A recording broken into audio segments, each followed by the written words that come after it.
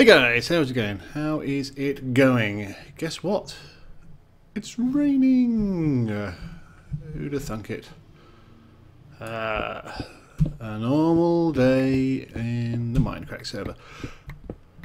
So, how are we all doing? Before we start, I should point out that some of you will probably be aware, but I am not... Whoa! Where are you? Here you are. I'm not at home. Thank you. Did a bit of work for me. I'm at the home of the fabulous Blue Bayou, where I shall be for the next few weeks. A little stop-off point before Minecon. We'll both be flying over to Florida. It's not too far from here. But I've set up here, but I'm not using my normal, some of my normal equipment, but it's not my normal setup. So things are going to sound slightly different. I apologise for that. The microphone is not on my usual microphone arm thingy. It is on a desk-mounted stand, which means it will probably pick up a lot of the keystrokes and other such noises. Mouse. That sort of thing, mouse, that sort of thing. Again, I apologise for that, but have to put up with it, I'm afraid. So, right now I am digging a lot of blocks. It is dull. It's something I'm going to have to do for quite a few hours yet. You guys don't want to see me doing that, so I've been off. Where's your bike? I've been off for a few days, obviously, mainly travel, and then getting all my equipment set up. So I need to put out a video that you guys know what we're doing, what's happening. Currently it's Saturday. The Mindcrack stream is in full flow. The charity 48-hour stream. Last time I checked, we had passed the $50,000 mark, which is amazing. But that is not what we're here to talk about. I thought I would use this episode to discuss a few things about how and why I do what I do when I'm doing these big builds.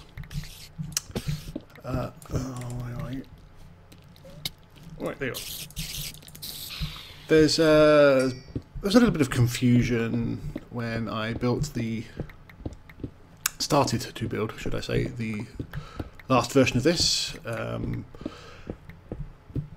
Two main issues were, one, that it was a big rectangle of dirt, which some people seem to think was the build, which is not the case. It was a wall to protect the build from other players' cameras.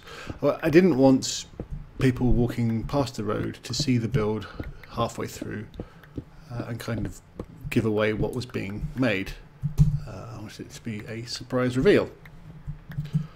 Now, some people thought that was the build, as I say.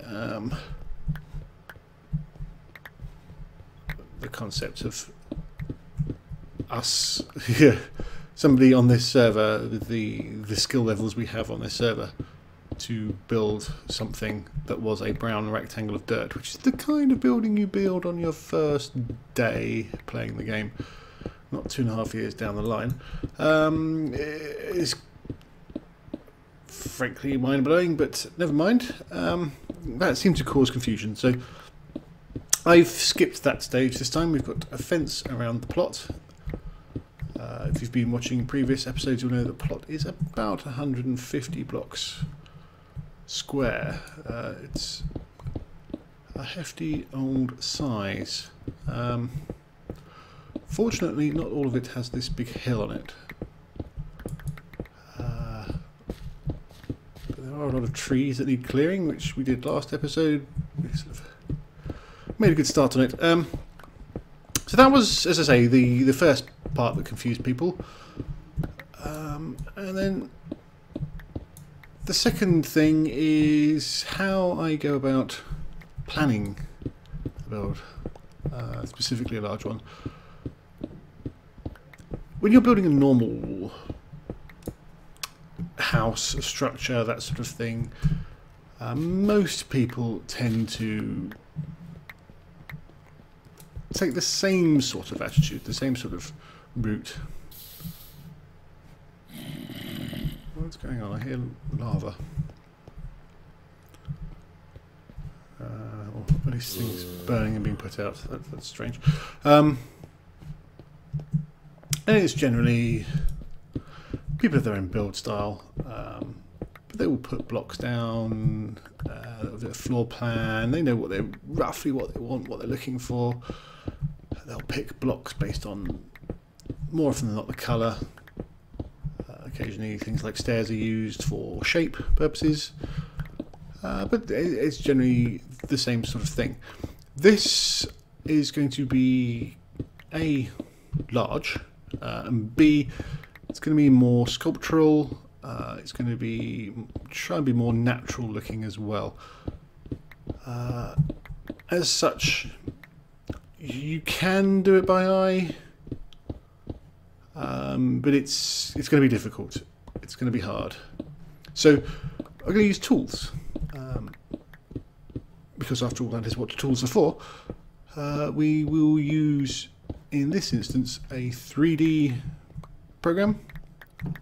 I shall be using Max, but it doesn't really matter as long as it will output an OBJ format.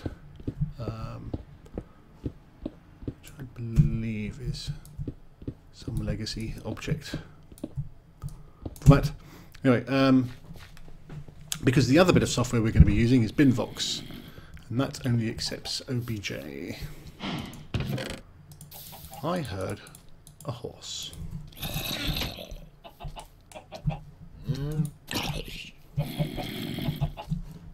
Now the question here, where is that horse? Because maybe it was a cow.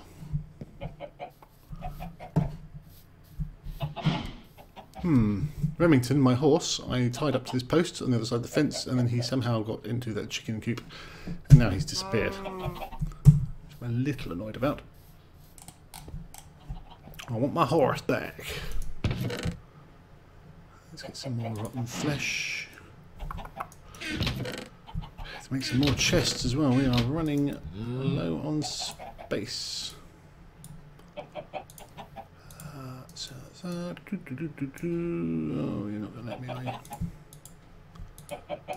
1, 2, buckle my shoe.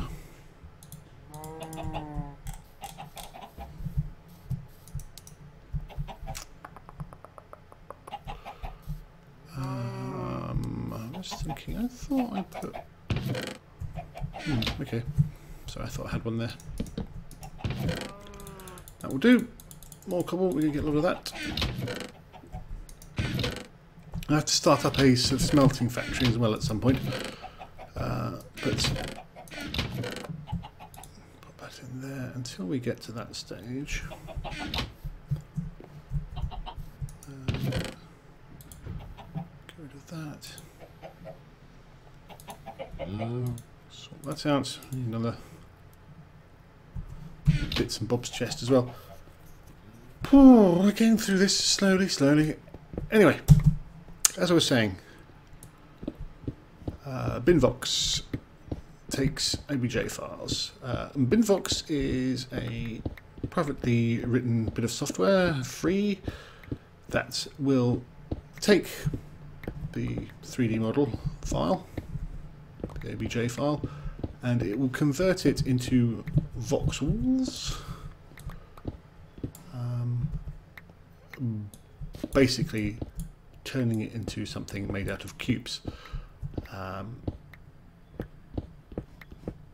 if you will, a sort of 3D version of a mosaic, like what we're looking at right now. And it has the ability to split these models into layers, so you can build them up layer by layer, which is very useful. It seems... I mean, that is right. It's a bit odd to me. But so that's the other bit of software we will be using. And well, from that, I will build up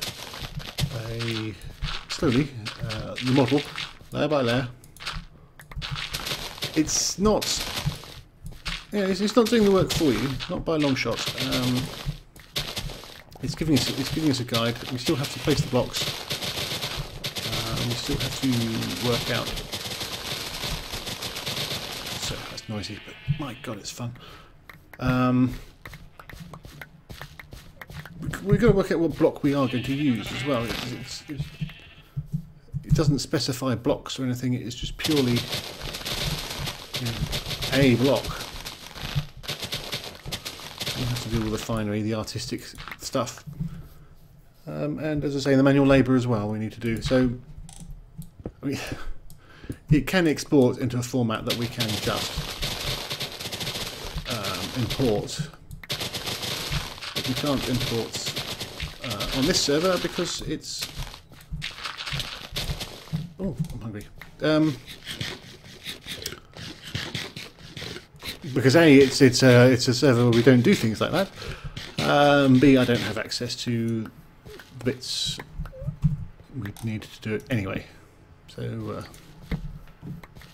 all it's really doing is cutting out the repetition, the hit and the miss, the carving, the recarving that you would be doing if you were building it naturally.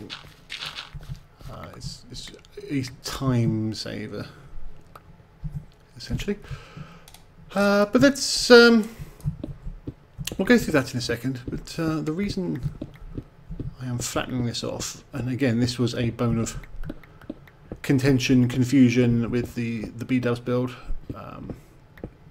There's a lot of people saying, why are you flattening it? That's not very natural. It will not look very good. And yes, you are right. It does not look natural. It does not look very good if that were the finished article. What we're doing here is we're giving us a baseline, a reference point. If we knock everything down to a flat, then things, especially in 3D space, up and down particularly, are a lot easier to work out. When you've got a given flat reference point. It's a pain to do, but it's a lot of work in the short term, which will save us an awful lot of work in the long term. So I'm always happy to invest a bit of time doing some menial tasks at the start if it means the job itself is going to be easier, essentially.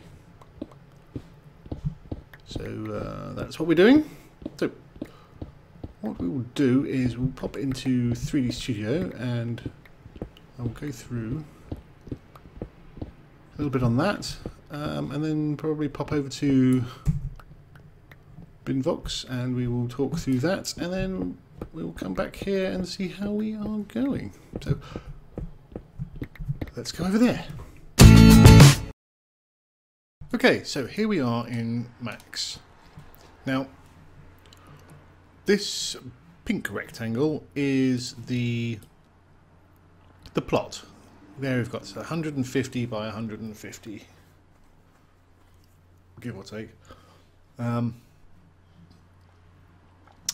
what I've done is I have just simply made a plane and dragged faces down to give myself this large ravine, hole, crater, call it what you will. Now the green bars are just reference markers for me.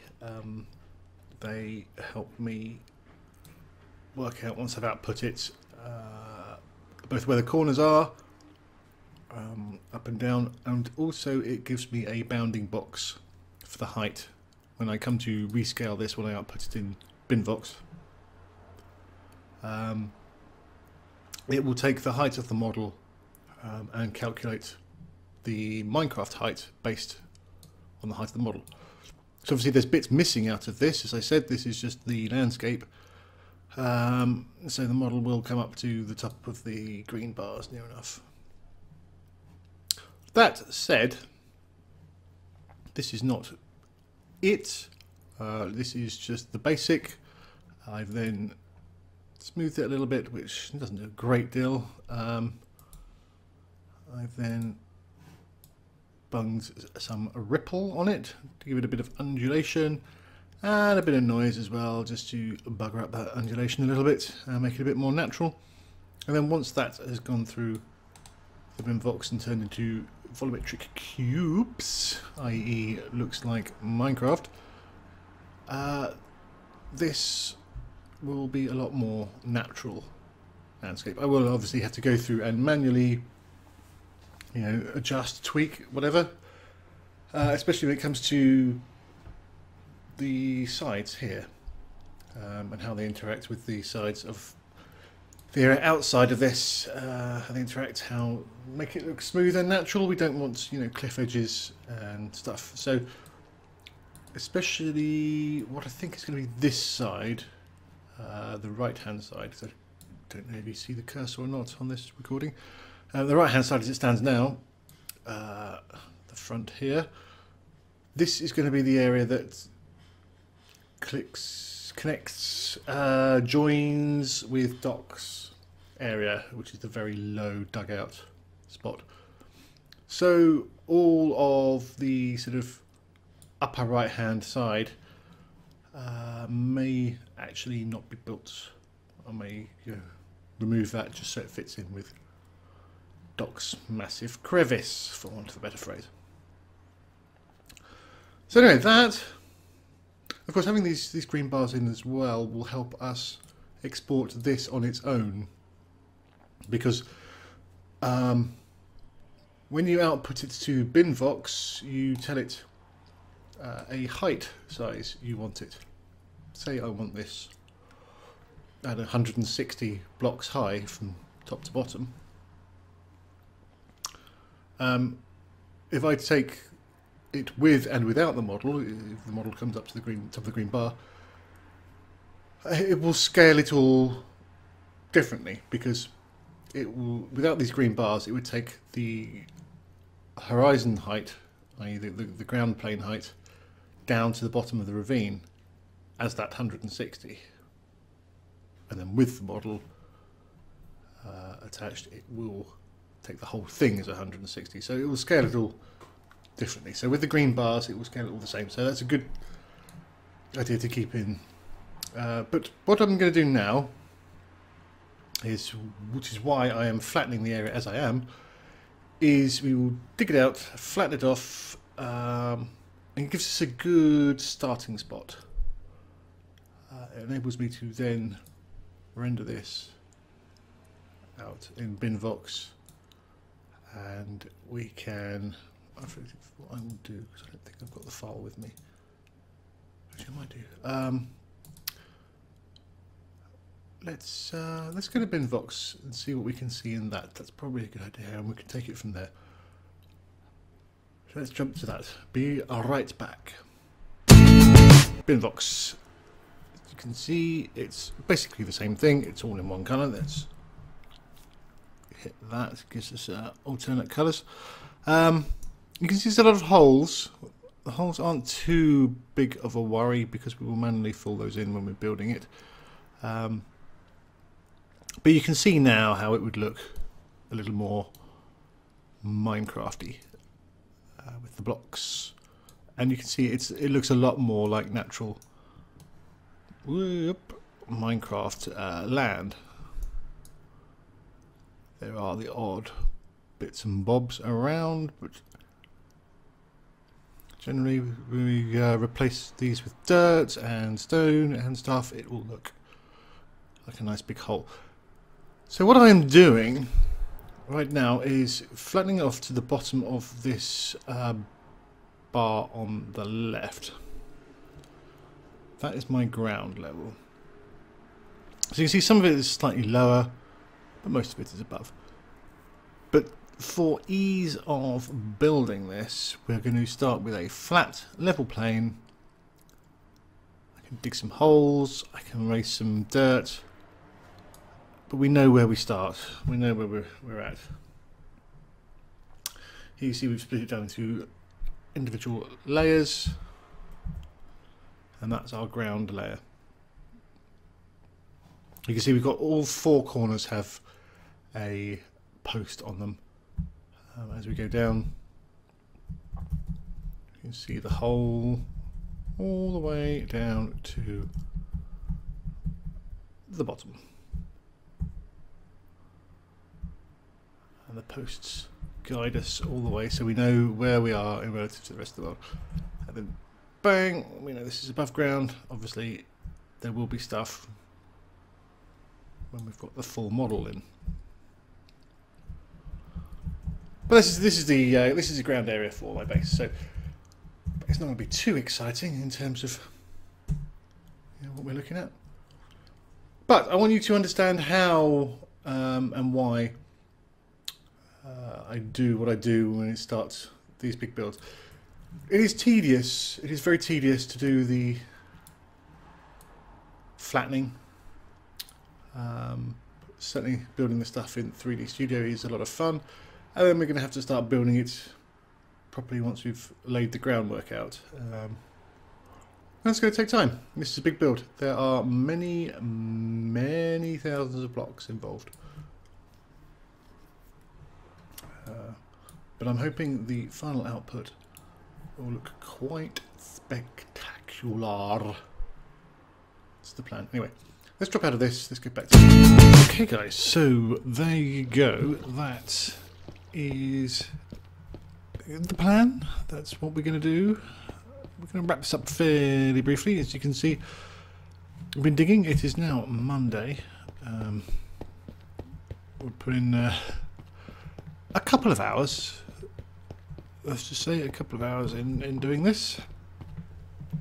I've got some new tools. I just broke all of mine. And we will keep doing this. I've broken the back of it, I think. The big hill has gone. That was the main problem. There's a bit of a hill over there, but generally most of it is now deceased, removed, call it what you will. So when I get to a flat stage, I can then start digging the holes, which is going to be fun. When I say fun, I mean fun. I've got some TNT, so we can drop some big holes, but I think what's... So I just heard some music. I can't work out whether it was this or not, but I don't think it is. No. I think the next few episodes are probably going to be Badger's American Diaries, where we can discuss the things that I am finding now that I'm over here in the US for a while. I think next episode we'll start with the flight over, because that was well, let's just leave it at it was interesting.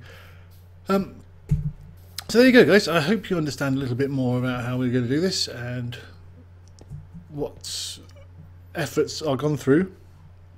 And hopefully, in the coming weeks, we can watch this thing build and become something pretty damned epic. When it is finally built, it's going to be fantastic. Fog in and out. I mean, I'd like to be able to say, look, here's an episode, Flatland, here's another episode, thing built.